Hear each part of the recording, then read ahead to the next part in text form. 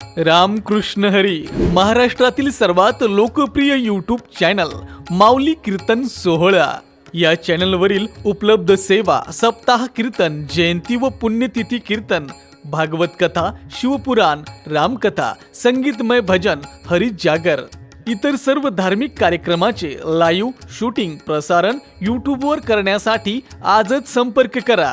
Channel प्रमुख श्री गणेश चोपडे पाटील आणि श्री कृष्णा चोपडे पाटील.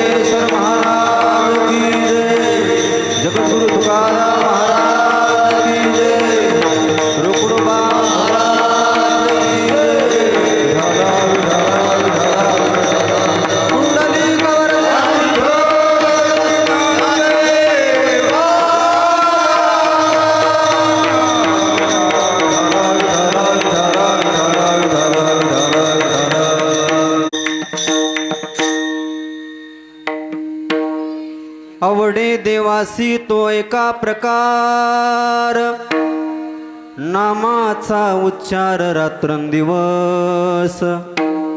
तुळसी माळ गळा, गोपी चंदन टिळा, हृदयी कळवळा वैष्णवांचा. आषाढी कार्तिकी पंढरीची वारी, साधन निर्धारी अन नाही. तुळसी माळ गळा, गोपी चंदन टिळा, हृदयी कळवळा वैष्णवांचा. एका जनार्दनी ऐसा ज्याचा नेम, तो देवा परम पूज्य जगी. तुळसी माळ गळा, गोपी चंदन टिळा, हृदयी कळवळा वैष्णवांचा. समचरण सरोज सांद्र नीलांबुदाभो, जगननिहित पाणी मंडन मंडनानां. तरुण तुलसी माला कंजनं कंजनेत्रं, सदय धवलहासं विठ्ठलं चिंतयामि. पांडुरंगा करू प्रथम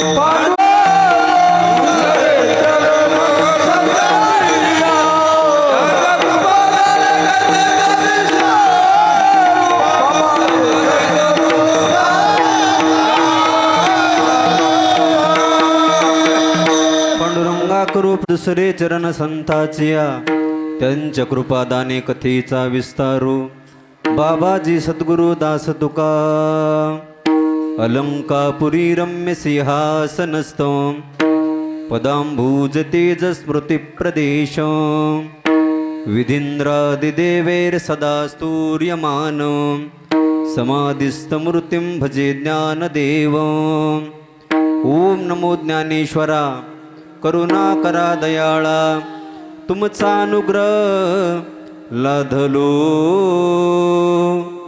पावन झालो चराचरी जिथे ज्ञान विज्ञान संजीव होते जिथे योग विद्येस सामर्थ्य येते जिथे मानवाला मिळे मोक्ष गाथा तुझ्या पायरीसी सदा नम्र माथा नमो सद्गुरु तुकया ज्ञानदीपा नमो सद्गुरु सच्चिदानंद रूपा नमो सद्गुरु भक्त कल्याण मूर्ती नमो सद्गुरु भास्करा पूर्ण कीर्ती सेवेला की सेवक झालो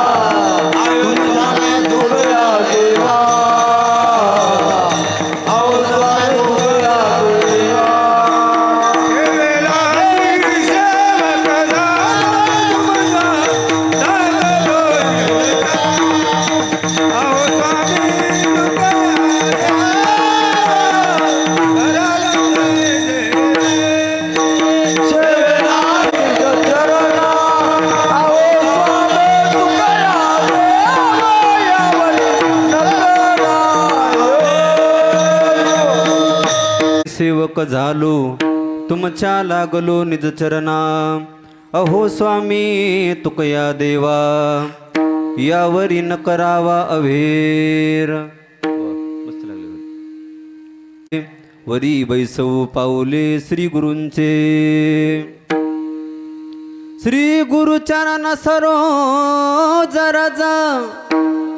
निज मनु मुकुर सुधारी बरनौ रघुबर बिमल जसू जोदायक फलचारी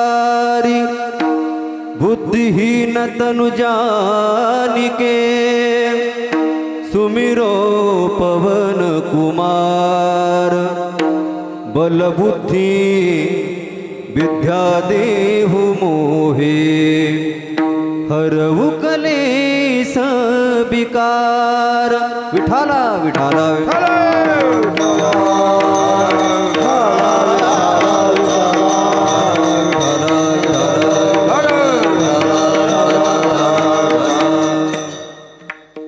आवडे देवासे तो एका प्रकार नामाचा उच्चार रात्रंदिवस तुळसी माळ गळा गोपी चंदन टिळा हृदयी कळवळा वैष्णवांचा प्रस्तुत प्राप्त प्रसंगी संप्राप्य सेवेकरता निवडलेला अभंग यच्छावत भूतलावर जन्माला आलेल्या जडजीवाचा उद्धार व्हावा याकरता आपला देह अखंड झिजवणारे वितराग संपन्न साधू पैठणचे निवासी शांतीब्रह्म एकनाथ महाराज यांचा हा 4 चरणाचा अभंग आहे.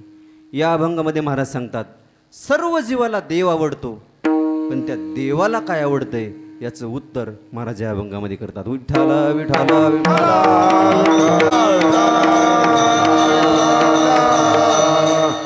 अभंगावर बोलण्यापूर्वी अल्पसहा परिहार म्हणजे तो असा गेली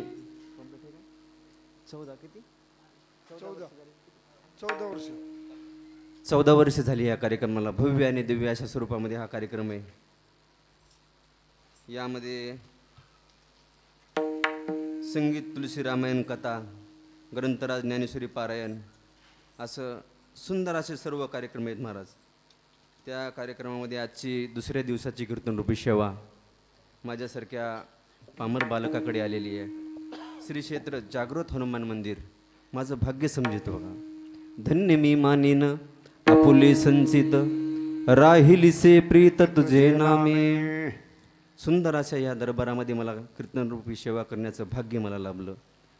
ज्यांच्यामुळे मला हे भाग्य लाभलं आमचे लहानपणापासून मला त्यावेळेस हार्मोनियमसुद्धा वाजवता येत नव्हती असे आमचे परम मित्र जे की महाराष्ट्रातील सुप्रसिद्ध अशा कथाकारांना साथ करणारे आमचे माणिकदादामुळे इथं कीर्तनरूपी सेवा करण्याचं भाग्य मला लाभलं. म्हणून माणिकदादाला खूप खूप मी त्यांचा आभारी आहे की मला या दरबारामध्ये सेवा करण्याचं भाग्य लाभलं.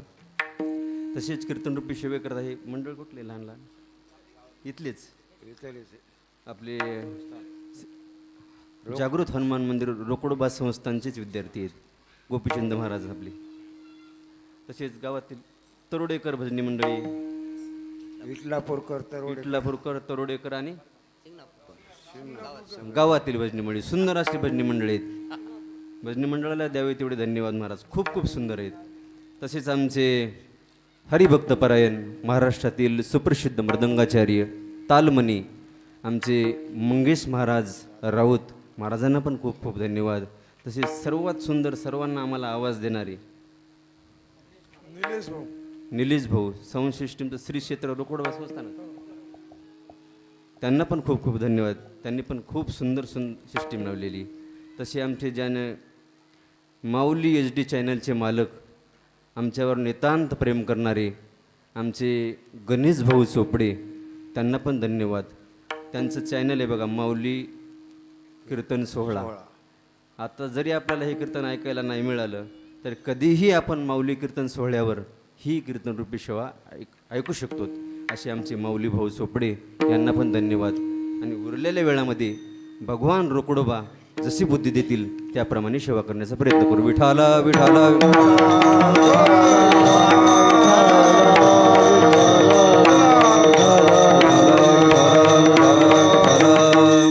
आज या चराचर विश्वात्मक जगतामध्ये जर सूक्ष्म निरीक्षण जर करू गेलो, विचरण जर करू गेलो दादा, तर आपल्याला एक गोष्ट लक्षात येते की या जगामध्ये जीवाची आवड भिन्न आहे, संतांची आवड भिन्न आहे आणि देवाची आवड भिन्न आहे.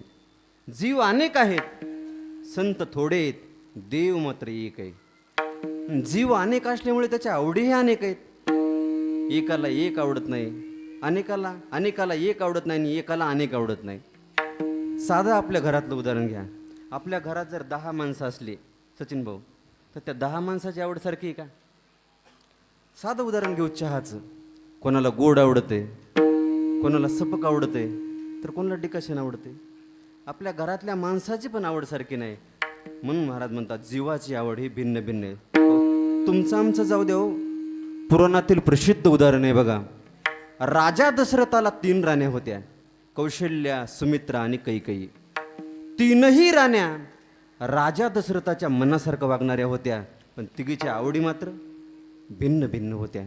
ज्या वेळेला या 3ही राण्या गर्भवती होत्या आणि गर्भवती असताना कुलगुरू वशिष्ठाने सांगितलं, राजे जा तुम्ही त्यांच्या आवडी विचारा, डोहळे विचारा. त्यावेळेस ज्या वेळेला राजे निघाले, पहिल्यांदा कैकेयीच्या महालामध्ये आले. कैकईलीच्या महालामध्ये आले आणि कैकई महाराणीला आवड विचारली. त्यावेळेला कैकई महाराणी काय म्हणते? ज्येष्ठासी धाडावे दुरी दिगंतरा, नाही समाचारा त्याचा माझा. 14 वर्षाकरता रामाला वनवासाला पाठवावं आणि माझ्या भरताला राज्याभिषेक द्यावा करावा, ही आवड कोणाची? कैकईची. त्यावेळेला राजे दुःखी झाले आणि दुःखी होऊन दुसऱ्या वेळेस सुमित्रेच्या महालामध्ये आले आणि सुमित्रा महाराणीला आवड विचारली. त्यावेळेला सुमित्रा महाराणी काय म्हणती? प्राणनाथाईसे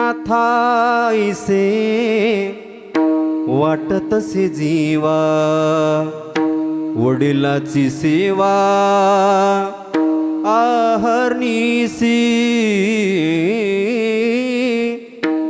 माझ्या मुलाच्या हातून त्याच्या ज्येष्ठ भावाची सेवा व्हावी, हीच माझ्या मनामध्ये इच्छा आहे म्हणली. त्यावेळेला सुमित्रा महाराणीची आवड ऐकली आणि राजे आनंदी झाले आणि आनंदित होऊन कैकईचं दुःख विसरून गेले महाराज. कैकईचे दुःख विसरला राव, पाहुनिया भाव सुमित्रेचा. राजे दुःख विसरून गेले कैकईचं आणि शेवटला महाराज कौशल्याच्या महालामध्ये आले. ज्यावेळेला कौशल्याच्या महालामध्ये आले त्यावेळेला कौशल्य ही देवरूप झाली होती. दिगंबर महाराज, कौशल्य मातेला काही कळत नव्हतं, ती श्रीराम झालेली होती आणि कौशल्य माता म्हणत होती, आणि रे धनुष्य मारीन रावणा, लंका बिभीषणा देईन मी. मला सांगायचा मुद्दा असा आहे, तीनही राण्या राजा दशरथाच्या मनासारखं वागणाऱ्या होत्या, पण तिघीच्या आवडी मात्र भिन्न भिन्न होत्या. मला हेच सांगायचं की जीवाची आवड भिन्न भिन्न आहे. ल्यावे खावे बरे असावे सदैव, ल्यावे खावे बरे असावे सदैव, हेच करी हाव संसारी, हेच करी हाव संसारी.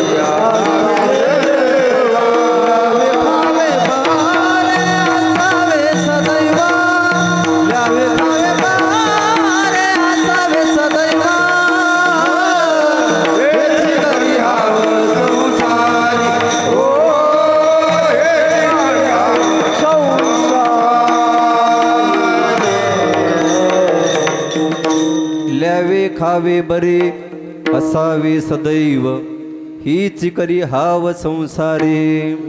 महाराज म्हणले संसारिकाची आवड वाढावे संतान, ग्रही व्हावे धनधान्य. जीवाच्या आवडी ह्या भिन्न भिन्न सांगितले महाराज, आणि जीवाची आवड कधी बदलन हेही सांगता येत नाही. इंगळे महाराज एक दृष्टांत सांगायचे बघा.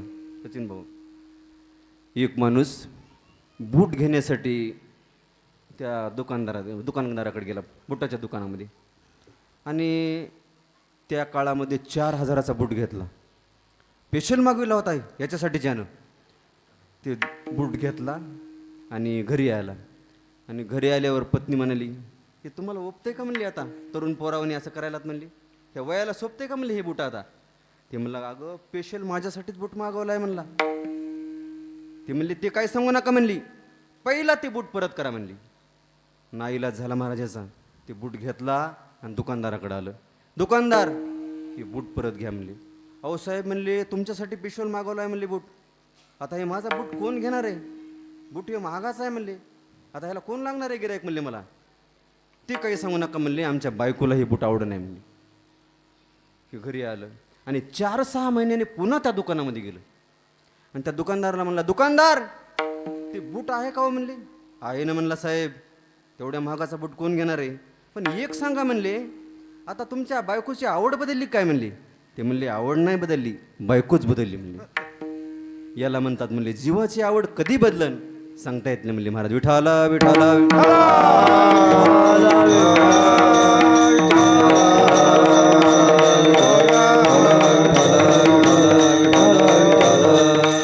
ही झाली जीवाची आवड. संतांना विचारा संतांची आवड काय. जगद्गुरु तुकोबाराला विचारा, तेवढा तुकोबाराय म्हणतात मला त्या देवाचं सावळं सगुण रूप आवडते. तुकोबाराय म्हणले आवडे हे रूप गोजिरी सगुण पाहता लोचन सुखावले. त्या देवाचं रूप आहेच हो इतकं सुंदर, मनाला वेड लावणारे. त्या देवाचं रूप पाहिलं की मनाला वेड लावते. म्हणजे गोकुळामधले प्रसंग बघा महाराज, त्या देवाचं रूप पाहिलं की त्या गोपी वेड्या व्हायच्या. पाहिला पाहिला नंदाचा नंदन, पाहिला पाहिला नंदाचा नंदन,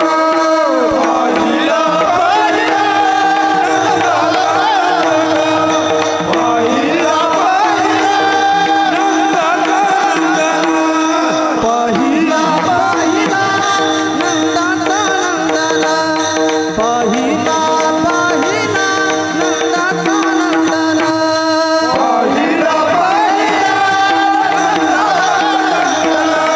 पाहिला पाहिला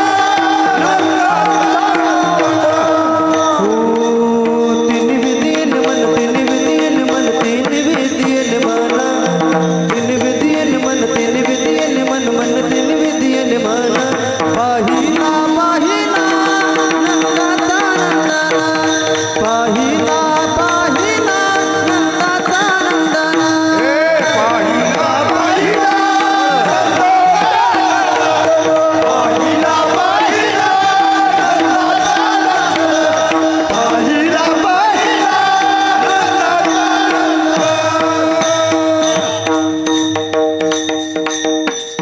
वा, त्या गवळणीनं त्या भगवंताचं रूप पाहिलं की त्या मनाच्या मनाला वेड लावणारं भगवंताचं स्वरूप आहे म्हणायचे.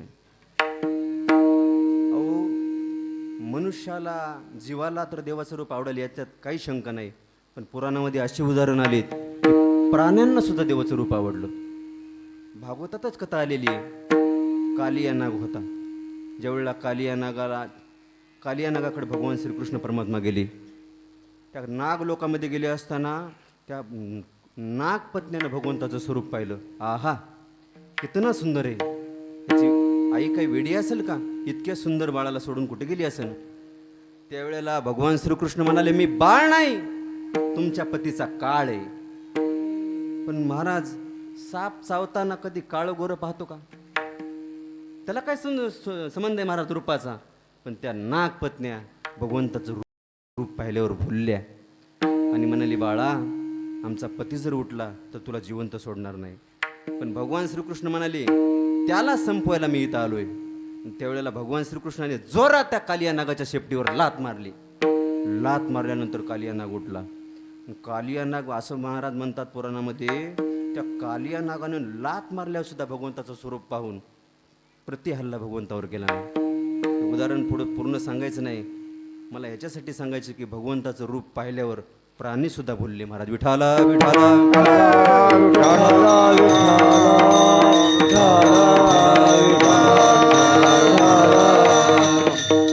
देवादिदेव महादेव त्यांना सुद्धा रूप कोणाचं आवडलं, भगवान श्रीकृष्णाचं. ज्या ज्या वेळेला भगवंतानं पृथ्वीवरती अवतार घेतला त्या वेळेला महादेव अवतार कोणत्या ना कोणत्या रूपामध्ये भगवंताला भेटायला आलेले आहेत बघा. ज्या वेळेला गोकुळामध्ये भगवान श्रीकृष्णाचा जन्म झाला त्यावेळेला महादेव जोग्याचं रूप घेऊन आले. ज्यावेळेला भगवंताचा जन्म झाल्यावर दान धर्म चालू होता बघा. दान धर्म चालू असताना ही भिकाऱ्याची लाईन लागली होती. लाईन लागली असताना भगवान महादेव सुद्धा त्याच लाईनला लागले आणि दान धर्म द्यायचा संपायची वेळ आली आणि महादेवाचे जवळजवळ महादेव आले होते. तेवढ्या वेळेस दान धर्म संपला. त्यावेळेला ते शिपाई होते का नाही, शिपायाने बाजूला सारलं महादेवाला. त्यावेळेला म्हणली महादेव म्हणाले मी महादेव असून मला बाजूला असला, पण महादेव रूपात नव्हते ना, जोग्याच्या रूपात आले होते. त्यावेळेला महादेव म्हणू लागले तेरे द्वार खडा भगवान भगत रे भर दे रे झोली, भगत रे भर दे रे झोली, भगत रे भर दे रे झोली, तेरे द्वार खड़ा भगवान भगत रे भर दे रे झोली. महादेवाने धावा केला महाराज. आता त्या देवाला काय कळणार नाही, भगवान श्रीकृष्णाला कळालं. आता लेकराला जर दुसऱ्याकडून काही मागणी जर पूर्ण जर आपली मागणी करायची असेल तर त्याचं एकच शस्त्र आहे, रडायला सुरू केलं भगवंतानं. भगवान इतके रडायला लागले, यशोदा नाना प्रयत्न करते पण भगवान काय रडायचे थांबनात. तेवढा जुन्या माता मावल्या महाराज म्हणत होते ह्याला कोणाची तरी नजर लागली म्हणूनच हे बाळ रडते. माता मावल्याला लई त्या नजरेचं माहीत असते महाराज. ते जुन्या माता मावल्या तर काय त्या 3 वाटाची माती फडान उतरत होत्या ना. ते माता मावल्या म्हणले ह्याला कोणाची तरी नजर लागली. अहो देवाला कोणाची नजर लागणार आहे, पण लागते महाराज. कोणाची झाली दृष्ट तुला माझ्या कृष्णराया, कोणाची झाली दृष्ट, कोणाची झाली दृष्ट तुला माझ्या कृष्णराया, कोणाची कोणाची झाली दृष्ट तुला माझ्या कृष्णराया. जर भगवंताला नजर लागली तर त्याची दृष्ट काढतंय कोण? महाराज म्हणले साधू संत काढतात. म्हणले साधू संत इति जाती तुझी दृष्ट काढिता ती, साधू संत इति जाती तुझी दृष्ट काढिता ती, करती तुझवर माया, करती तुझवर माया, तुला माझ्या कृष्णराया, कोणाची कोणाची झाली दृष्ट तुला माझ्या कृष्णराया. ती महाराज त्यावेळेला दृष्ट झाली म्हणून मग दौंडी पिटवली महाराज. हाय क्या कोरी नजर उतारने वाला, सैनिक फिरायलेत महाराज. कोई नजर उतारने वाला बाबा है क्या? ते सैनिक निघाले. मग महादेव म्हणाले आपल्यापेक्षा मोठं कोण आहे नजर काढणारा? आपल्या एवढा मोठा बाबा कोणी आहे का नजर काढणारा? महादेवाने विचार केला. मग सैनिक महादेवाच्या जवळ आले आणि महादेवाला म्हणले बाबा तुम नजर उतार सकते हो, हमसे बडा कोण? कैलासीचा देव भोळा चक्रवर्ती, पार्वतीचा पती योगीराज. महादेव निघाले. ज्या सैनिकाने हे बाजूला लुटून दिलं होतं का नाही, 30 सैनिक महाराज पुढं पुढं चाललेत. बाजू हटो महात्मा आ गए, बाजू हटो महात्मा आ गए. महाराज सन्मानानं महादेवाला मध्ये नेलं आणि मग महाराज ह्या दोघांची नजरानजर झाली. भगवान श्रीकृष्ण हसतायत आणि महादेवाच्या डोळ्यामध्ये अश्रू आहेत. मला एकच सांगायचंय, देवादिदेव महादेवाला भगवान श्रीकृष्णाचं रूप आवडलं म्हणून मला सांगायचं देवाचं स्वरूप इतकं सुंदर आहे म्हणून. विठाला विठाला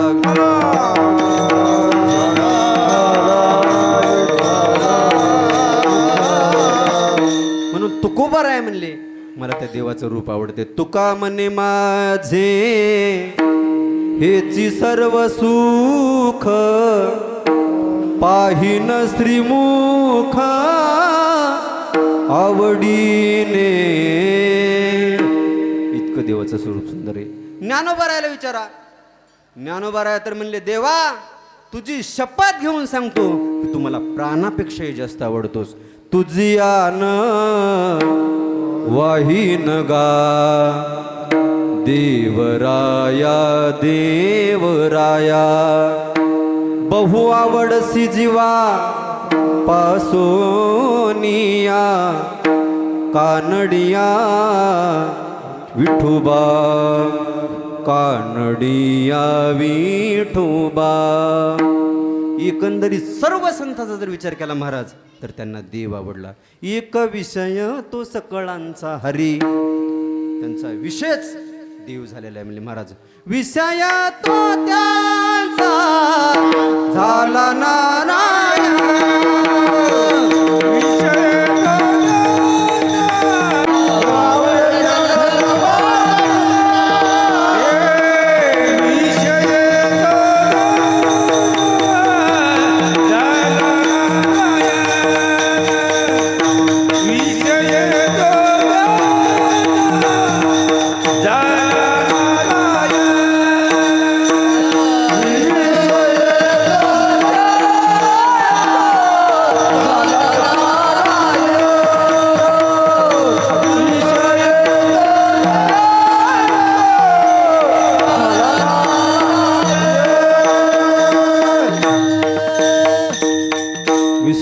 त्यांचा झाली सर्व संतांचा जर विचार केला तर त्यांना देव आवडला म्हणे मला. आता जीवाची आवड पाहिली, संतांची आवड पाहिली, त्या देवाला काय आवडतंय याचं उत्तर महाराज आवडे देवाची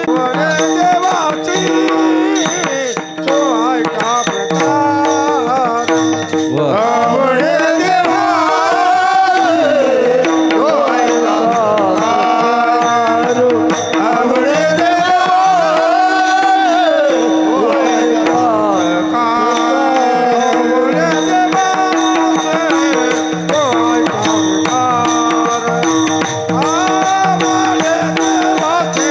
तो ऐका प्रकार. आवडे देवाची तो ऐका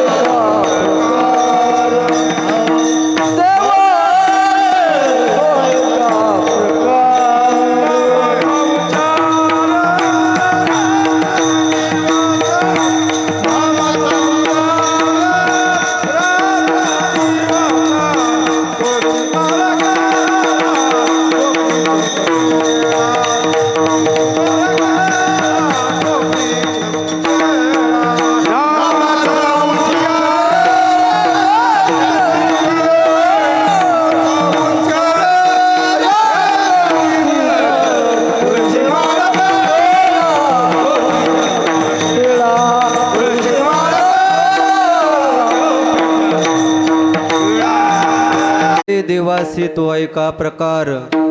नामाचा उच्चार रात्रंदिवस. जे भक्त रात्रंदिवस भगवंताच्या नामाचं चिंतन करतात, भजन करतात, नामस्मरण करतात, ते भक्त देवाला आवडतात म्हणजे महाराज. आता किती नामस्मरण केल्यावर काय फायदा होते म्हणजे महाराज? 1 कोटी जर नामस्मरण केलं तर महाराज म्हणले आरोग्य प्राप्ती होते. 1 कोटी नामस्मरणाचा काय फायदा आहे? आरोग्य प्राप्ती होते. आणि 2 कोटी नामस्मरणाचा फायदा आहे महाराज म्हणले संपत्ती प्राप्त होते. आणि 3 कोटी नामस्मरणामुळे यश कीर्ती मिळते. असं 13 कोटीपर्यंत सांगितलंय. 13 कोटी जर आपण नामस्मरण केलं, ज्या देवाची आपण भक्ती करतो, ज्या देवाचं आपण भजन करतो, तो देव साक्षात आपल्या समोर उभा राहतो. इतकं नामाचं महत्व आहे म्हणजे महाराज. एक हरी नाम जपता. वा. कोटी कोटी यज्ञ नित्य ज्याचा नेम, एक हरिनाम जपता घडे. 1 कोटी नामस्मरण जर केलं तर त्याचा फायदा काय होते? उदाहरण सांगितलं जाते बघा. भारद्वाज ऋषीला महारोग झाला होता. ज्या वेळेला भारद्वाज ऋषीला महारोग झाला, त्यांनी प्रभू श्रीरामाचं स्तवन केलं, भजन केलं. त्यावेळेला प्रभू श्रीराम जंगलामध्ये आले. जंगलामध्ये आले असताना प्रभू श्रीरामाने विचारलं, माझा धावा का केला? त्यावेळेला ऋषी म्हणाले, प्रभू ह्या रोगाने मला खूप त्रस्त केलंय, माझं भजनामध्ये चिंतनामध्ये मन लागत नाही. मग प्रभू म्हणले, तुम्ही गरम पाण्याने आंघोळ करा, तुमचा महारोग जाईल. त्यावेळेला ऋषी म्हणाले, देवा माझी व्यवस्था कोण करणार आहे? माझं काय लग्न झालेलं आहे का? माझे काय लेकरं आहेत का? मला काय बायको आहे? प्रभू म्हणले, तुम्ही का चिंता करताय? मी आहे ना. प्रभूने लगेच भात्यातून एक बाण काढला, जमिनीवरती मारला, लगेच गरम पाण्याचा कुंड तयार केला.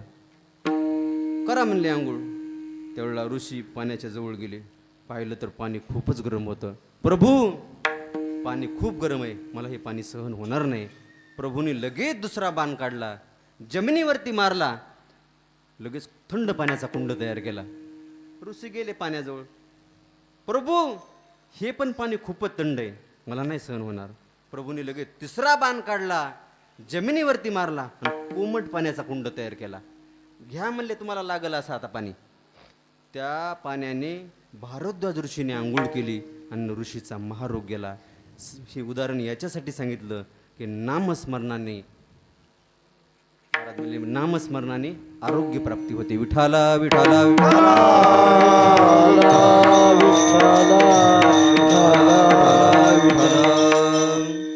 आता 2 कोटी नामस्मरणाचा काय फायदा आहे? बळीराजाचा पूर्वजन्माचा इतिहास सांगितला जातो बघा.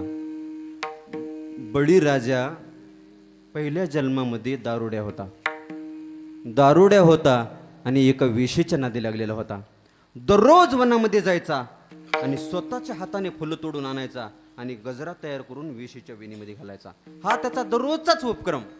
वनामध्ये जावं, फुलं तोडून आणावं आणि स्वतःच्या हाताने गजरा तयार करून त्या वेशीच्या वेणीमध्ये घालावा. एक दिवसाचा प्रसंग आहे, त्याला यायला थोडा उशीर झाला म्हणून पळतच सुटला. पळता पळता पळता एका दगडाला अडकला आणि जोरात त्या दगडावर पडला आणि त्याच्या डोक्याला मार लागला. तो गजरा मात्र नाही पडू दिला बरं, असं वरत धरलेला आहे. त्याच्या आता लक्षात आलं, आता काही क्षणामध्ये माझा प्राण जातंय, हा गजरा काय मी त्या वेशेपर्यंत नेऊन पोहोचू शकत नाही.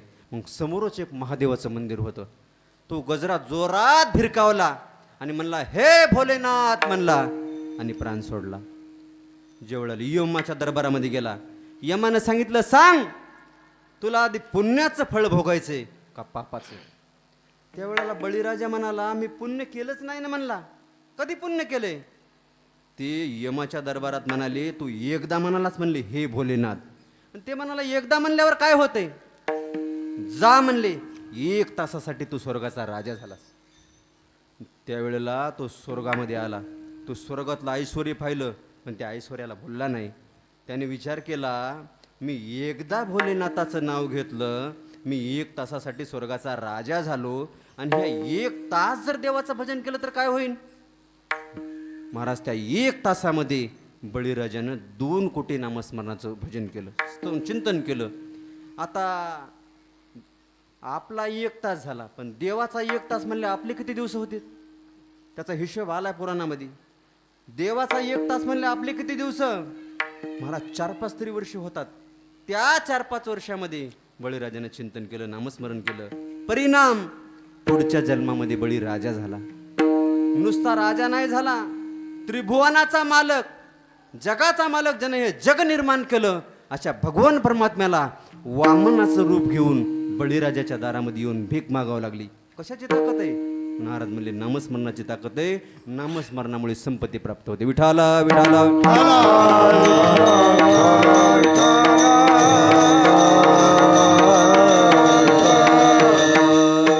महाराज म्हणले, नकळे ते कळू येईल उगले, नामिया विठ्ठले एकाच्या.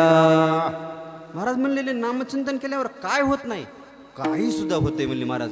संत महात्म्याला त्रिकालाचं ज्ञान होतं म्हणले, भूत भविष्य वर्तमान, 3ही काळाचं ज्ञान होतं. आता ज्या एकनाथ महाराजचा अभंग आपण सेवेकरता निवडलाय, त्या नाथ महाराजाला जाऊन किती वर्ष झाली. 450 वर्ष झाली ना.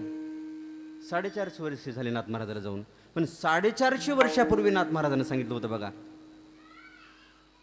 नाथ महाराजचं एक ते भरोडे बघा. कलियुगाची दादा ऐकावी थोरी, पुत्र तो होईल पित्याचा वैरी, भ्रतार सांडून घरोघरी फिरतील नारी, ऐसा माझा शकून ऐकावा निर्धारी. कधी सांगितलं. 450 वर्ष झाली, पण आज घडतंय का नाही. पण संतांना भविष्यात काय होणार आहे ह्याची सुद्धा माहिती होती. पण ती ताकद आली कशामुळे. महाराज म्हणले, नकळे ते कळू येईल उगले, नामिया विठ्ठले एकाच्या. महाराजांनी तर पुढे जाऊन सांगितलंय आणखी,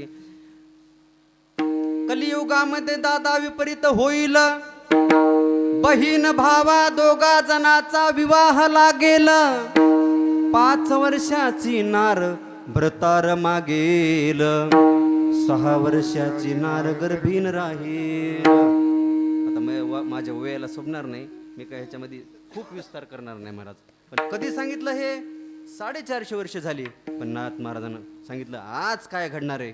महाराजांना त्यावेळेला सांगितलं म्हणले, महाराज नकळे ते कळू येईल उगले. तुकोबारावी एका ठिकाणी म्हणले, काय नो हे केले एका चिंतिता विठ्ठले, सर्व साधनाचे सार भव सिंधू तरी पार. घेताना विठोबाचे, पर्वत जळतील पापाचे. महाराज म्हणले, देवाचं नाव जर आपण घेतलं, पापाचे पर्वतच्या पर्वत. विठ्ठल विठ्ठल मंत्र सोपा. जय हो. विठ्ठल क्या बात आहे. विठ्ठल सोपा. विठ्ठल विठ्ठल मंत्र सोपा. विठ्ठल विठ्ठल सोपा.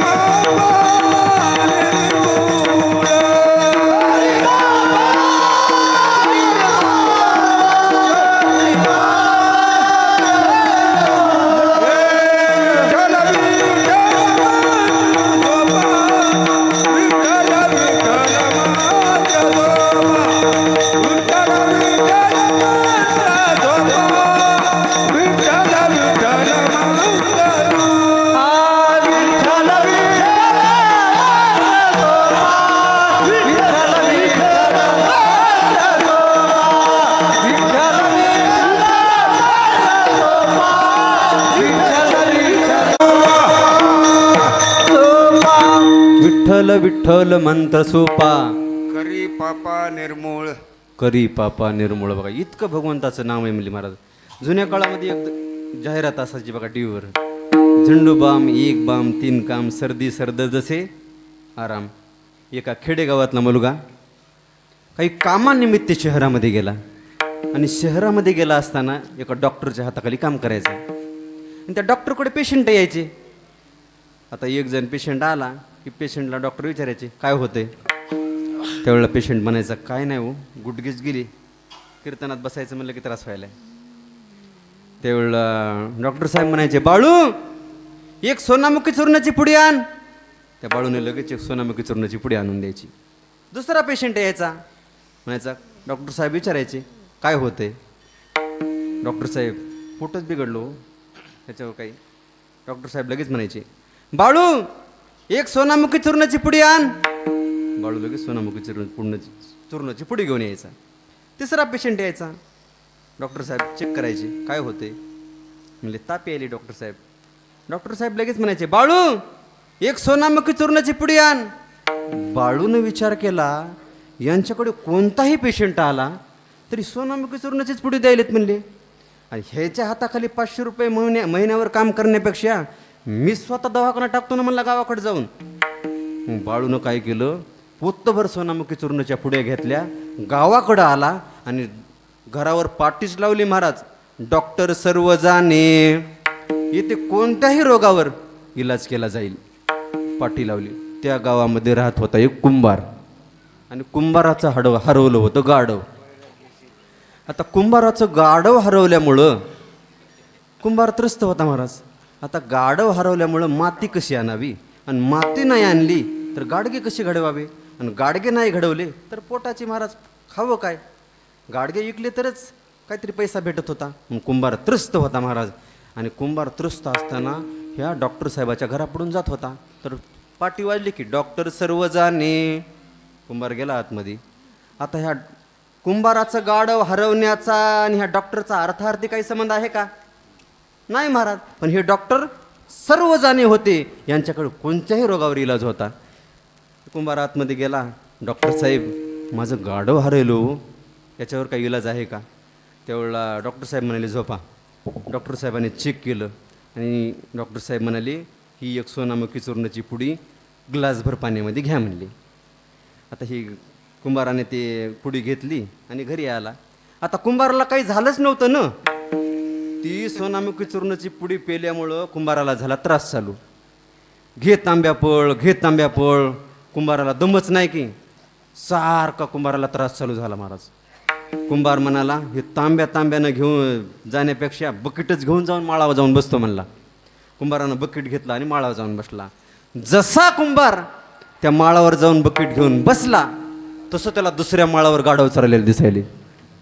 ते कुंभारानं बकेट दिलं फेकून, गाढवाकडे गेला, गाढव धरलं आणि डॉक्टर साहेबाकडे आला. डॉक्टर साहेब थोडा त्रास झाला म्हणला पण गुन्हा आला. थोडा काय झाला, त्रास झाला पण गुन्हा आला. त्या गावामध्ये एक राजा राहत होता आणि त्या राजाला होत्या 2 पत्न्या. आता साहजिकच 2 पत्न्या म्हणले की एक आवडती आणि दुसरी नावडती. त्यावेळेला दुसरी पत्नी केलेली आवडती ती म्हणाली एक तर हिला ठेवा नाहीतर मला ठेवा. राजाने विचार केला पहिलीचीच व्यवस्था कुठंतरी करतो म्हणला. मग राजानं काय केलं, पहिल्या पत्नीला गावाच्या बाहेर एक बंगला बांधून दिला. पण ही पहिली जी पत्नी होती का नाही ती पतिव्रता माऊली होती. तिला पतीची सेवा घडना म्हणून ती चिंतित होती महाराज. ती चिंतेनं राणी वाळून गेली. हे कुंभार जाऊ लागला त्या राणीच्या दाराच्या समोरून. म्हणला राणी साहेब काय झालं म्हणला, तुम्ही लई चिंतेमध्ये दिसता, तब्येत अशी वाळून गेली या, काय झाले, काय तुमच्या चिंतेचं कारण. त्यावेळेला राणी म्हणाली मला पतीची सेवा घडत नाही, मी दररोज पतीची दर्शन घेतल्याशिवाय मी जेवण सुद्धा करीत नाही म्हणून मी चिंतित आहे म्हणली.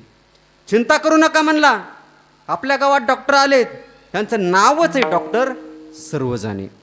तुम्ही काय करा म्हणले डॉक्टर साहेबाकडे जा. ही राणी बी आली ना डॉक्टर साहेबाकडं. आता ह्या राणीला राजानं सांभाळण्याचा आणि ह्या डॉक्टर साहेबाचा अर्थार्थी काही संबंध आहे का, नाही महाराज. पण हे डॉक्टर सर्वजाने होते, यांच्याकडे कोणत्याही रोगावर इलाज होता. राणीला चेक केलं आणि म्हणाली ही एक सोनामुखी चूर्णाची पुडी घ्या. आता राणीलाही काय झालेलं नव्हतं. ती सोनामुखी चूर्णाची पुडी घेतल्यामुळं राणीलाही त्रास चालू झाला. राणीला त्रास चालू झाला. आधीच चिंतेनं राणी वाळून गेलेली सचिन भाऊ, आणि ह्या पुढीनं ह्या त्रासानं तर जास्तच वाळून घेतली. वाऱ्यासारखी बातमी पसरली, राजाकडे गेली. राजाकडे दूध पळतच गेले, राजेसाहेब राजेसाहेब राणी मरायला झाली म्हणली. आणि राणी जर राजवाड्याच्या बाहेर मेली तर आपलं काय राहिलं म्हणले. काहीही करा म्हणले, राणीला राजवाड्यात घेऊन या. राजाने स्वतः रथ सजवला. राजा स्वतः रथामध्ये बसला आणि राणीला आणायला त्या बंगल्यामध्ये गेला. राणीला रथात घेतलं आणि राजा राजवाड्यामध्ये घेऊन आला. 4 दिवसात तर राणी टणटणीतच झाली मंगेश महाराज. मग ह्या राणीनं काय केलं, पैसा द्रव्य घेतलं आणि ह्या डॉक्टर साहेबाकडे आली. आणि डॉक्टर साहेबाला म्हणली, डॉक्टर साहेब थोडा त्रास झाला पण गुण आला. थोडा काय झाला, त्रास झाला पण गुण आला. त्या राजाच्या, तो राजा जे होता का नाही, त्याच्या समोर एका राज्याचं राज्य होतं. आणि त्या समोरच्या राजानं ह्या राजाला पत्र पाठवलं, एक तर युद्धाला तयार व्हा, नाहीतर शरण या म्हणली. हा राजा चिंतेत होता. त्या राजाला झोप येत नव्हती. राणी म्हणाली, मालक 2 दिवस झाले म्हणले तुम्ही मला चिंतेमध्ये दिसतात, चिंतेचं कारण काय. तेवढा राजा म्हणाला, काय करावं म्हणले, समोरच्या राजाकडे 2500 सैन्य आणि आपल्याकडे 500 सैनिक आहेत म्हणले. आता समोरच्या राजानं जर आपल्या राजावर आक्रमण केलं, आपलं राज्य जाणार आहे म्हणले. अहो चिंता करू नका म्हणली, आपल्या गावामध्ये एक डॉक्टर आलाय, त्याचं नावच आहे म्हणले डॉक्टर सर्वजाने, त्याच्याकडं कसल्याही गोष्टीवर इलाज आहे म्हणली. मग राजा आला ना डॉक्टर साहेबाकडे राजा आला आणि म्हणला, डॉक्टर साहेब अशी अशी समस्या आहे म्हणले, पुढचा राजा आपल्या राजावर आक्रमण करणार आहे म्हणले. म्हणले आपलं सैन्य किती आहे म्हणले. म्हणले 500 सैनिक आहे आपलं, ते 500 पुड्या घेऊन जा म्हणले. त्या राजा 500 पुड्या घेऊन आला आणि एका ग्लास पाण्यामध्ये प्रत्येक सैनिकाला एक ग्लास ती पुडी टाकून दिला. आता या सैन्याला त्रास चालू झाला. महाराजा गावाच्या बाहेर ते सैन्य सारखं ते घाण झाले ना त्या राज्याच्या बाहेर. ही जे सैन्य समोरच्या राजाचं आक्रमण करणार होतं का नाही, ते आलं सीमेवर. त्या सैन्यानं पाहिलं, महाराजा म्हणले, ह्या गावामध्ये घाण कसं काय झाली म्हणले. ह्या गावामध्ये काहीतरी रोगाची साथ आहे म्हणले. ह्या गावामध्ये आपलं थांबण्यामध्ये काही मतलब नाही म्हणले, चला आपलं घर जवळ करू. ह्या गावात जर आपण थांबलो तर हे रोग आपल्यालाही होईल म्हणले. ते समोरचं सैन्य गेलं ना पळून, आक्रमण करणार होतं, गेलं पळून. ही 500 सैनिक तिथून पळतच राजाकडे आलं. राजेसाहेब थोडा त्रास झाला म्हणले पण गुण आला. समोरचं सैन्य गेलं म्हणले पळून. मला सांगायचा मुद्दा असा, हे दृष्टांत याच्यासाठी सांगितला, जसा तो डॉक्टर काहीही झालं तरी काय देत होता, सोनामुखी चूर्णाची पुडी, तसं देवाचं नाव आहे म्हणले. जे जया पाहिजे ते आहे रे संत सज्जनी मांडिले दुकान, जे जया पाहिजे ते आहे रे विठाला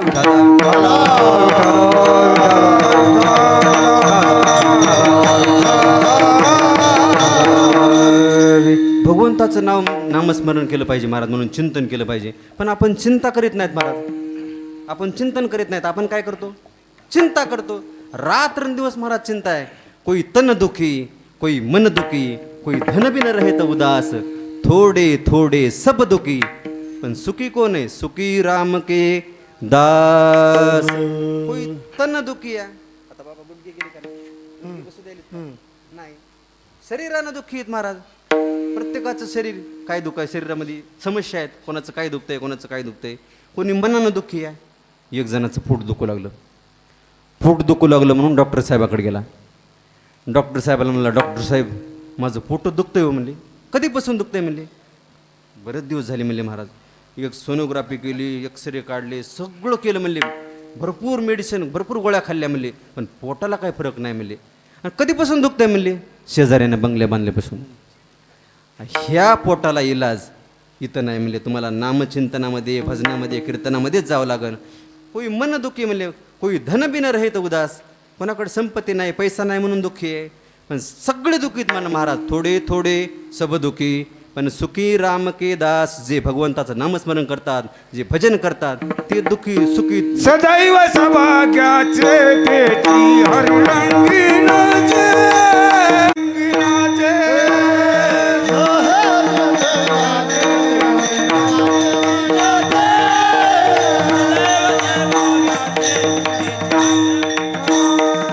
चिंतन करत नाहीत, आपण रात्रंदिवस चिंता करतो. सदा नाम घोष करू हरि कथा. असं करू हरिकथा तेने सदा चित्ता समाधान, म्हणून आपण रात्रंदिवस भगवंताचं चिंतन केलं पाहिजे. पण आपण चिंता करतो, ज्याचं लग्न राहिलंय ना त्याच्या एवढी तर चिंताच कोणाला नाही, आहे का नाही? ज्याचं लग्न राहिलंय त्याची एवढी चिंता कोणाला आहे का? मंगेश महाराज त्याच्या मुखामध्ये एकच गाणं आहे बघा, ते काय म्हणतंय? यंदा यावं माझं नाव साजनीच्या उखाण्यात. प्रत्येकाच्या मनामध्ये एकच गाणं आहे. एकदा का लग्न झालं त्याचं गाणंच बदलत आहे बघा. मग काय म्हणतंय? ये क्या हुआ कैसे हुआ, आहे का नाही बरोबर? म्हणून आपण काय केलं पाहिजे? रात्रंदिवस भगवंताचं चिंतन केलं पाहिजे. आणि आपण जर भगवंताचं चिंतन केलं तर आपली चिंता कोणाला आहे? तुळशी माळे आपली चिंता कोणाला आहे? तुझी चिंता त्याशी सर्व आहे, सर्व आहे. तुझी चिंता त्याशी सर्व आहे. आपण जर भगवंताचं भजन केलं, चिंतन केलं तर आपली चिंता देव करतो महाराज. म्हणून महाराज म्हणतात, आवडे देवासी तू ऐका प्रकार, नामाचा उच्चार रात्रंदिवस. आणखी काय देवाला आवडते म्हणले महाराज? अभंगाचं दुसरं चरण. तुळशी हाळे तुळशी माळ गोपी चंदन टिळा हृदयी कळवळा वैष्णवांचा. जे भक्त पवित्र तुळशीची माळ गळ्यामध्ये घालतात ते भक्त देवाला आवडतात म्हणजे महाराज. म्हणून आपल्या हिंदू धर्म संस्कृतीमध्ये तुळशी मातेला अनन्यसाधारण महत्त्व आहे म्हणजे महाराज. म्हणून आपल्या प्रत्येकाच्या दारामध्ये पवित्र तुळशीचं वृंदावन असलं पाहिजे. आणि आपण दररोज उठून तुळशी मातेचं दर्शन केलं पाहिजे. त्या तुळशी मातेला प्रदक्षिणा घातल्या पाहिजे. आणि प्रदक्षिणा घालता घालता तिथं जर आपल्याला पडलेलं, सुकलेलं, वाळलेलं पान जर दिसलं तर ते पान उचलावं, त्याचं दर्शन करावं, ते पान सेवन करावं महाराज म्हणले. ते जर पान आपण सेवन केलं तर त्याचं महत्त्व सांगू तुम्हाला. महाराज म्हणले, पिकले पान भूमीवरी पडले, ते का मस्तकी वंदिले, कोटी तीर्थाचे स्नान घडले, हे महिमान तुळशीचे, उठोनी प्राप्त काळी, उठोनी प्राप्त काळी, तुळस वंदावी माऊली. रोज उठून आपण तुळशी मातेचं दर्शन केलं पाहिजे. आणि ते सुकलेलं, वाळलेलं पान जर आपल्याला दिसलं तर ते पान उचलावं, त्याचं दर्शन करावं आणि ते पान सेवन करावं. त्याचं महत्त्व सांगितलंय महाराज. कोटी तीर्थाचं जर आपण स्नान केलं इतकं पुण्य त्या तुळशीच्या पानामध्ये घडता कोटी. महत्व आहे म्हणजे महाराज.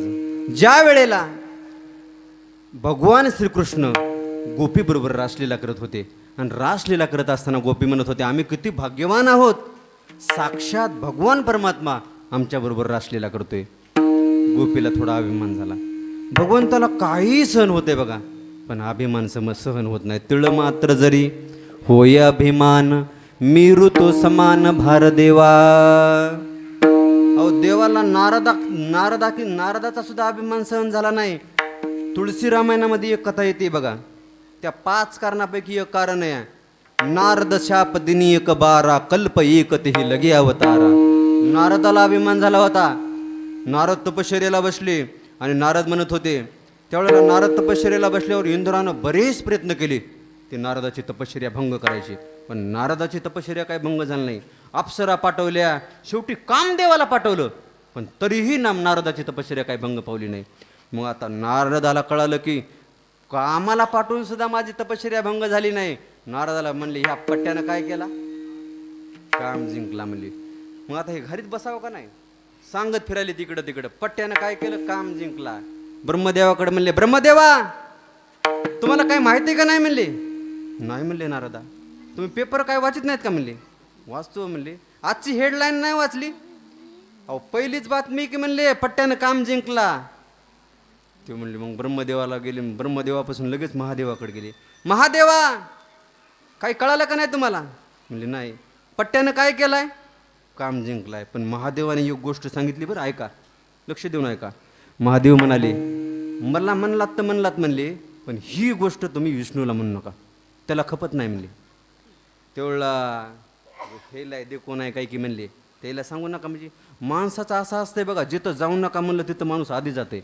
एखाद्या ठिकाणी लिहिलेलं असते बघा, वरी बघू नका, माणूस आधी बघतंय. माणसाला जे करू नका म्हणलं का ते माणूस आधी करते. नारदाला वाटलं हे तेच प्रकार दिसायला म्हणले. नारद तर आधी गेले विष्णूकडं आणि विष्णूला म्हणले, विष्णू भगवान तुम्हाला काय माहिती आहे का नाही? पट्ट्यानं काम जिंकला. बरं बरं बरं, विष्णूचं कसं म्हणणं आलं? बरं बरं. लगेच विष्णूनं एक मायावी नगर निर्माण केलं. मायावी नगर तिथला राजा बनविला, शिलनिधी नावाचा राजा. आणि ती कन्या एक निर्माण केली तिथं. कन्या म्हणजे दुसरी तिसरी कोण नव्हती, ती लक्ष्मीच होती. नारद त्या नगराच्या जवळून जात होते. ते नगराचं ऐश्वर पाहिलं नारदानं. नारद गेले आतमध्ये सहज. ते ऐश्वर नगराचं पाहिलं. नारद भुलले तिथं. नारद भुलले, त्या राजाकडे गेले. ते महाराज म्हणले, नारदा माझ्या कन्येचा स्वयंवर ठेवलंय म्हणले, हिचा पती कसा भेटणार आहे, हिचं भविष्य तरी सांगा. नारदानं हातात घेतला. नारद त्या हाताकडे बघत ना, त्या कन्येच्या तोंडाकडेच बघायले सारखं. नारद म्हणाले, जगातला सुंदर पुरुष हिला वरणार आहे म्हणले. आणि नारद तिथून उठले आणि लगेच भगवान विष्णूकडे आले आणि भगवंताला म्हणले, भगवंता आयुष्यभर तुझं भजन केलंय म्हणले, पण तुला काहीच मागितलं नाही, पण आज एक तुला मागणार आहे म्हणले. म्हणले काय नारदा? आज मला तुझं सुंदर रूप दे म्हणले. हरिसन मागे सुंदर काया, तुझं मला सुंदर रूप दे म्हणले. देवानं महाराज सगळं सुंदर स्वरूप बनविलं, पण मुमे बंदर. सगळं स्वरूप सुंदर बनविलं, पण तोंडात तोंड दिलं माकडाचं. हे आले की महाराज त्या दरबारामध्ये आले आणि सगळ्यात पुढे बसलीत नारद. ती कन्या आली ना हार घेऊन, आता हार घालायला नारदाच्या पुढून गेली. नारद म्हणाले, बघा हिला काय पारख आहे का, सगळ्यात सुंदर स्वरूप पुरुषाला सोडून पुढे चालली म्हणली. ती गेली महाराज पुढे. आता लई विस्तारात सांगायचं नाही, वेळ झालाय. ती फिरत फिरत फिरत पाठीमागं गेली. भगवान विष्णू परमात्मा पाठीमागं बसलेली होती. भगवान विष्णूला हार घातला तिनं आणि ते गेले रथात बसून. नारदाला जर राग आला महाराज, ते दोन शिवगण एक सोबत होते, बाजूला बसून नारदाला हसू लागली. ते हसलेले शिवगण आणि नारदाला ते शिवगण म्हणाले, तोंड जरा जाऊन बघा म्हणले पाण्यात. सगळं शरीर सुंदर आहे, पण तोंड जरा जाऊन पाण्यात बघा म्हणले. नारदानं जाऊन तोंड बघितलं तर तोंड माकडाचं. नारदाला जर राग आला, नारद वैकुंठात गेले आणि विष्णूला म्हणले, तुला कधीच काही मागितलं नव्हतं, आयुष्यभर तुझं भजन केलं, माझ्या चिपळ्या फुटूस तरी तुला एकदा मागितलं होतं म्हणले सुंदर स्वरूप दे म्हणून, तुम्हाला माकडाचं स्वरूप दिलं, तुला शाप देतो म्हणले, पुढच्या जन्मामध्ये तुला ह्या माकडाशिवाय तुझं कोणीच काम करणार नाही म्हणले, तुला या माकडाचीच मदत घ्यावं लागेल. म्हणून भगवंताला पुढच्या जन्मामध्ये माकडं होते म्हणले महाराज. आणि तुला सुद्धा मला जसा विरह पत्नीचा झाला तसा तुलाही विरह होईल म्हणले, आणि ती पत्नी तुझी गेलेली ह्या माकडच आणून देते. मला सांगायचा मुद्दा असा आहे, देवाला कोणाचाच अभिमान सहन होत नाही. नारदाचा झाला नाही तसा या गोपीला अभिमान झाला. देव गुप्त झाले आणि गुप्त झाल्यानंतर गोपी शोक करू लागल्या, गोपी रडू लागल्या. आणि रडणाऱ्या गोपी त्या रानामनामध्ये इकडे तिकडे फिरत होत्या आणि म्हणत होत्या, देवा तुझ्यासाठी घरदार संसाराचा मुलाबाळाचा त्याग करून आम्ही दूर आलोत आणि तू आम्हाला सोडून गेलात. त्या गोपी महाराज ध्यान करत होत्या आणि म्हणत होत्या, मन वेडे रमतची नाही ग, मन वेडे रमतची नाही मज, कृष्ण भेटवा बाई. किती वन वन वन मी फिरले, भेटी सजाता पाऊल थकले, मन वेडे रमतची नाही ग. गोपी शोक करत होत्या आणि शोक करणाऱ्या गोपी त्या वनामध्ये फिरत होत्या. फिरणाऱ्या गोपीला साधू महात्म्याच्या भेटी झाल्या आणि त्या साधू संतांना गोपी विचारत होत्या. ती साधू महात्मे अनेक वर्षापासून त्या वनामध्ये तपश्चर्या करत होते महाराज. कोणी झाडाला उलट टांगलेले आहेत, कोणी जटा वाढवलेल्या आहेत. आयुष्यभर किती किती किती कालावधी गेला होता महाराज, ते तपश्चर्या करत होते. त्या गोपी त्या महात्म्यांना विचारत होत्या, तुम्ही देवाला पाहिलं का? ते महात्मे म्हणाले, आमचं आयुष्याचं आयुष्य गेलं, तो भगवान आणखी आमच्या स्वप्नातही आला नाही, आणि तुम्ही म्हणाला देवाला पाहिलं का, ते तो काय इतका सोपा आहे का म्हणले. आम्ही बरेच फिरलोत म्हणले, पण तो आणखी आमच्या स्वप्नातही आला नाही. कोई गाव धुंडा, कोई देश ढूंढा, तेरा पता नहीं लगता, भगवान कहाँ मिलता, हो भगवान कहाँ मिलता. देव काय इतका सोपा आहे काय. तुकडोजी महाराजांनी एका ठिकाणी सांगितलंय बघा, दगडाचा देव त्याला वडराच भेव, मनी नाही भाव, देवा मला पाव, देव आस्यान पावायचा नाही र, देव बाजारचा भाजीपाला नाही रे. ते साधू महात्मे म्हणत होते, देव काय इतका सोपा आहे का भेटायला. आमचे अनेक वर्ष झाला आम्ही इथं तपश्चर्या करतो, देव आमच्या स्वप्नात आला नाही म्हणले. मग त्यावेळेला त्या गोपी तुळशी मातेच्या जवळ आल्या आणि तुळशी मातेला विचारत होत्या, तुळशी माते, तू आम्हाला देवाचा पत्ता सांग, कारण देव तुला गळ्यामध्ये धारण करतात. तुळशी हार गळा, कासे पितांबर, आवडे निरंतर हिची ध्यान, कसित तुलसी कल्याणी, गोविंद चरण प्रिये, साहत्वाली तू कुलेर, बिभ्रत वेपी प्रिय च्युत. इतकी तुळशी देवाला प्रिय महाराज. विठाल विठाल.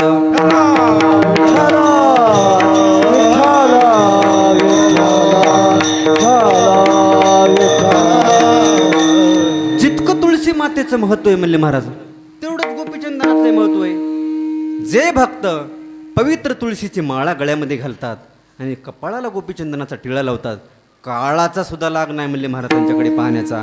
उर्ध्व पुंड्र भार, कंठी शोभे माळ, कापी जे कळी काळ, तया भेने. काळाचा सुद्धा लाग नाही त्या भक्ताकडे पाहण्याचा. महाराज म्हणले, अहो परमार्थिक लाभ तर होईलच म्हणले, पण व्यवहारिक सुद्धा लाभ होईल. दृष्टांत सांगतोय, दोघजण सख्खे भाऊ होते, दोघजण सख्खे भाऊ होते, पण एक होता नास्तिक आणि एक होता परमार्थिक. कालांतराने हे दोघं भाऊ वेगळे वेगळे राहिले. लक्ष देऊन आहे का. कालांतराने काय झालं, हे दोघं भाऊ वेगळे वेगळे राहिले. आणि जो परमार्थिक होता का नाही, त्याच्याकडे साधू यायचे, संत यायचे, भजनी मंडळी यायचे, आणि आले की म्हणायचे, ते समोरचं घर कोणाचं आहे हो. ते म्हणायचा माझा भाऊच आहे.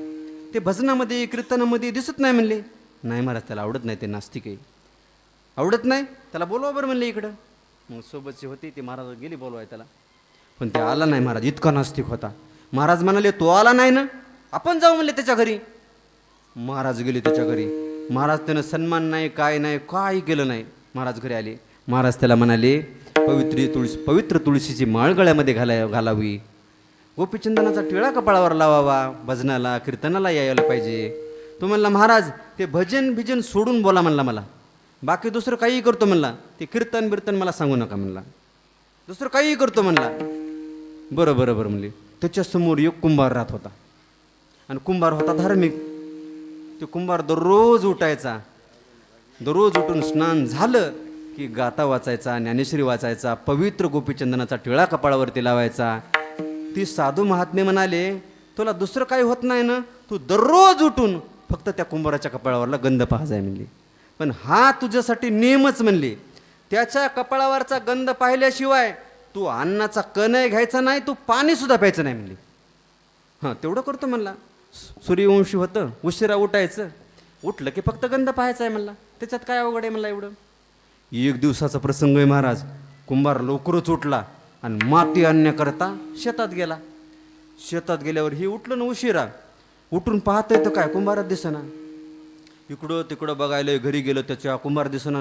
सगळा गावभर हिंडलं महाराज, त्याला काय कुंभारात दिसेना. आता त्याचा नियम असा होता की त्याचा गंध पाहिल्याशिवाय काय करायचं नाही, पाणी सुद्धा प्यायचं नाही. मग इकडं तिकडं फिरायला हे कुंभार माती आणायला शेतामध्ये गेला होता.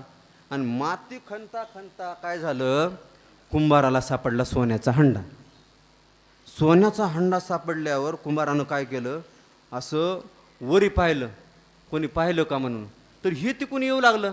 हे कुंभारानं असं वरी पाहिल्या ह्याला गंध दिसला त्याला. ते लांबूनच काय म्हणाले, पाहिला पाहिला पाहिला. हे कुंभार काय म्हणाला, पाहिला तर पाहिला, कोणाला सांगू नको, तुला अर्धा देतो. आता हे काय पाहिला म्हणू लागलं, गण. आणि ह्याला काय वाटलं कुंभाराला, हंडाच पाहिला काय की.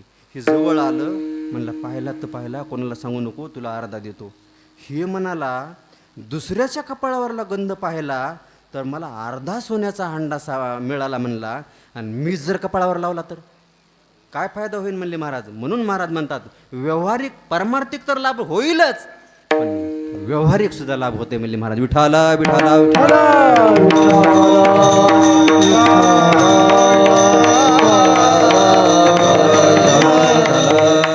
म्हणून पवित्र गोपीचंदनाचा टिळा आपल्या गंधावरती, आपल्या कपाळावरती लावला पाहिजे. म्हणून वारकऱ्याविषयी, वैष्णवाविषयी आपल्या अंतकरणामध्ये कळवळा असला पाहिजे म्हणले महाराज. वारकरी दिसला की त्याची सेवा करण्याची वृत्ती आपल्या मनामध्ये निर्माण झाली पाहिजे. पण काही काही महाराज नुसतेच गंध लावलेले असतात, वरी गंध लावलेला आहे, पण त्याचं खरं स्वरूप त्याच्या घरच्यालाच माहिती असते. आपण म्हणावं, मावशी तुमच्या मालकाच्या कपाळावर गंध किती शोभून दिसतो. मावशी म्हणतात, महाराज त्याच्या गंधावर जाऊ नका, त्याच्या गंधावर तुम्ही जाऊच नका. रोज कोणाचं ना कोणाचं नवीन चप्पल घेऊन घरी येतात म्हणले, तुम्ही काय त्याच्या गंधावर जातात म्हणले. आमच्या मालकाला रामायणाचा तर लय नाद आहे म्हणले, सर्व लोक घरी गेल्याशिवाय घरीच येत नाहीत म्हणले. काय करतात म्हणले, तिथला बल्ब घेऊन घरी येतात म्हणले, रामायणाचा इतका नाद आहे म्हणले. असंच एकदा म्हणले, एका जणाच्या नादी लागून आमचे मालक आषाढी वारीमध्ये गेले म्हणले. ती बिस्किट हे ते गोळा करण्याच्या नादात आमच्या मालकानं महिनाभर आंघोळच केली नाही. ते बिस्किट हे गोळा केले, शेवटी एकादशीला पंढरपुरात चंद्रभागेच्या तीरावर गेले.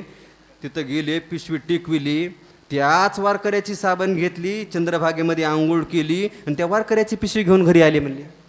तुम्ही त्याच्या गंधावर जाऊच नका म्हणले. असे वारकरी म्हणल्यावर महाराज त्याचा कळवळा येईल का भगवंताला, नाही येणार म्हणले महाराज. आता एकच उदाहरण सांगू आणि आपली सेवा संपू. विठाला विठाला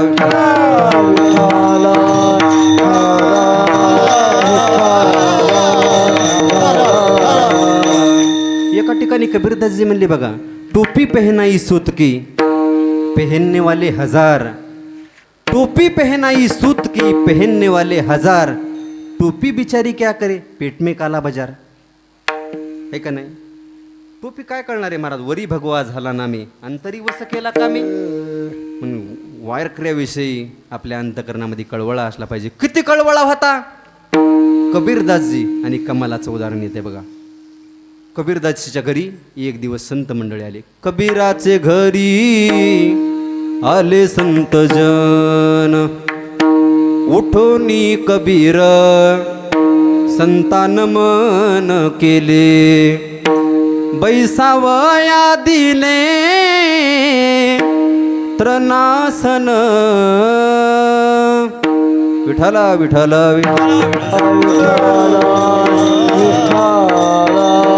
उठोनी कबीर संतान मन केले, बैसावया दिले त्रनासन.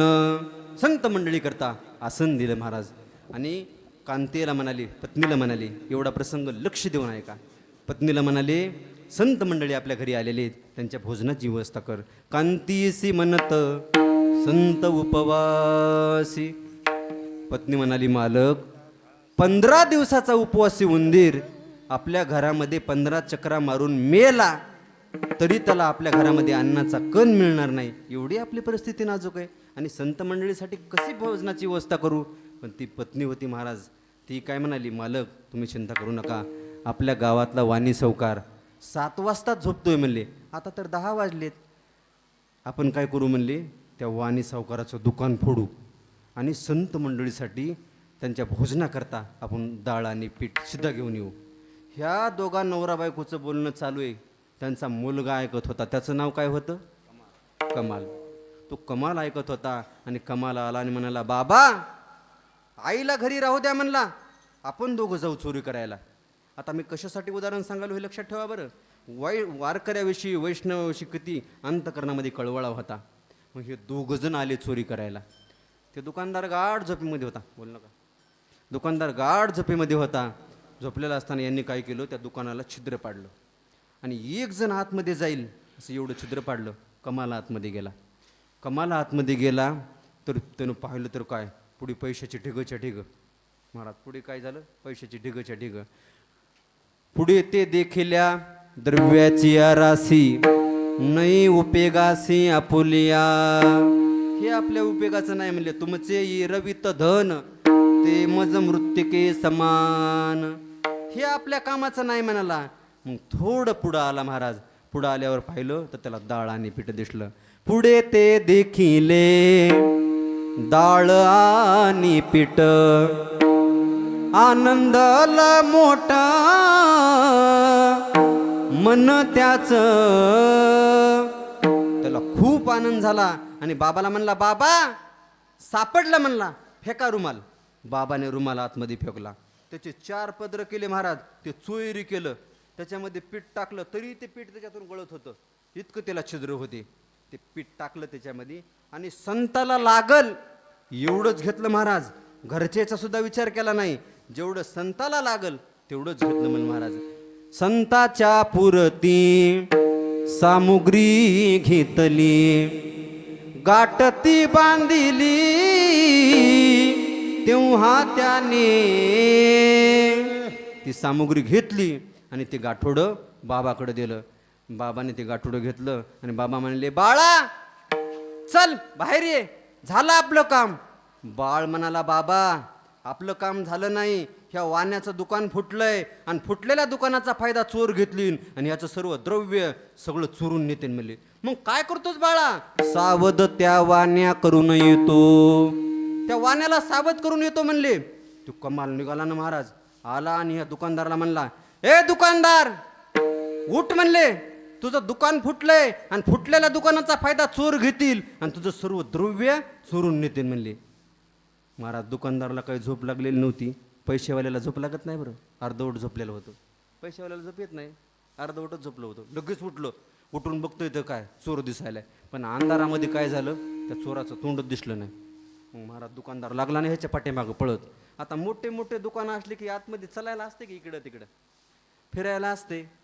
मग ते फिरू लागले पळत पळत पळत पळत पळत एकूण एकाच्या पाठीमागं पळू लागले. जशी मासा पाण्यामध्ये सुळूक मारावी तशी त्या कमालाने त्या छिद्रातून सुळूक मारली. सुळूक मारल्यानंतर मुंडकं गेलं कबीरदासजीच्या हातात, पण पाय दुकानदाराच्या हातात आले. ते मुंडकं झाडणी जराशी जराशी वाजू नका, ते वाजायली फडफड. विठाला विठाला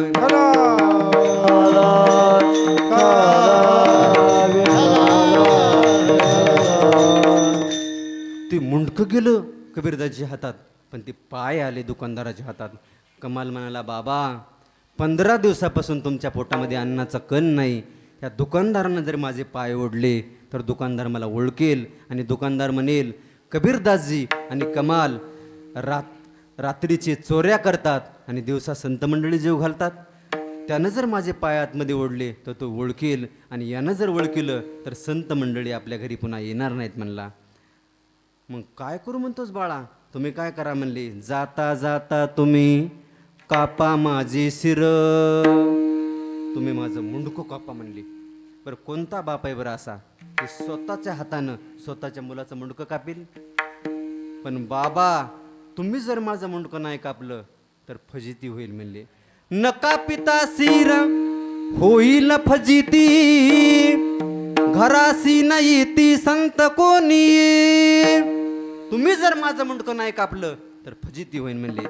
कबीरदासजीचा नाईलाज झाला महाराज. स्वतःच्या हातानं स्वतःच्या मुलाचं मुंडकं कापलं. ते मुंडकं आणि शिदा घेऊन कबीरदासजी घरी आले.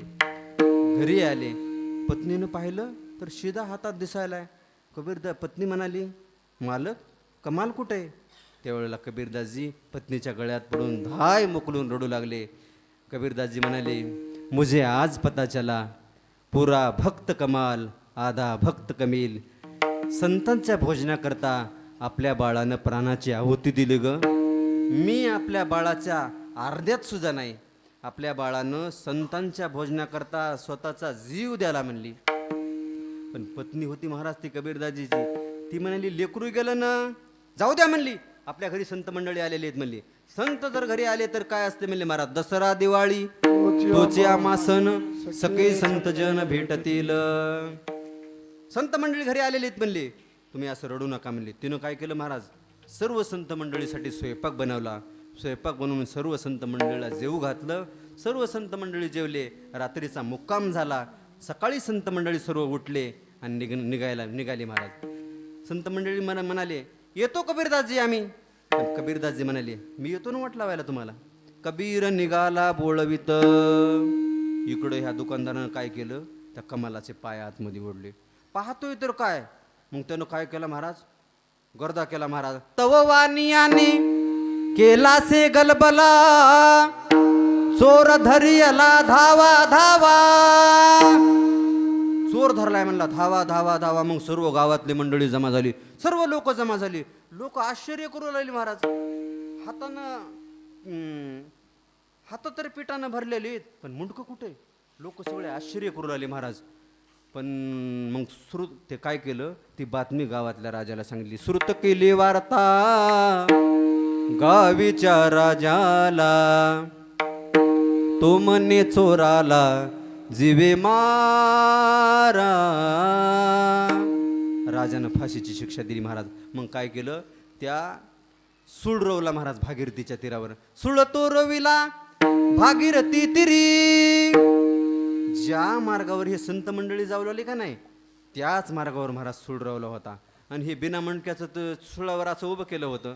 हे संत मंडळी समोर येऊ लागले, हे बिना मणक्याचं त्यावेळेला संत मंडळी म्हणाले कबीरदासजी तुम्ही काशीचे ना, काशीचेच ना तुम्ही. अहो म्हणले आम्ही अख्खा महाराष्ट्र फिरतो म्हणले, पण जिवंत माणसं कधी हात जोडेनात, टाळी वाजेनात, आणि हे बिना मुंडक्याचं कसं काय हात जोडायले म्हणले.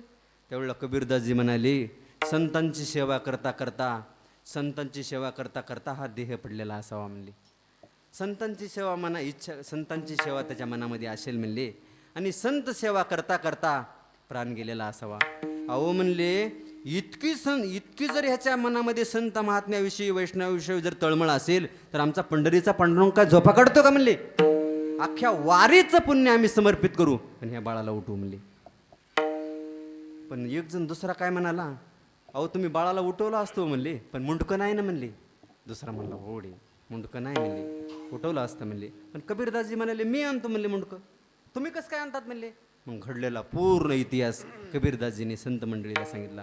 संत मंडळी म्हणाले तरी म्हणलोत म्हणले आम्ही, आल्या आल्या आम्हाला कमाल दिसला, नंतर दिसला नाही. मग काय केलं, कबीरदासजी घरी आले.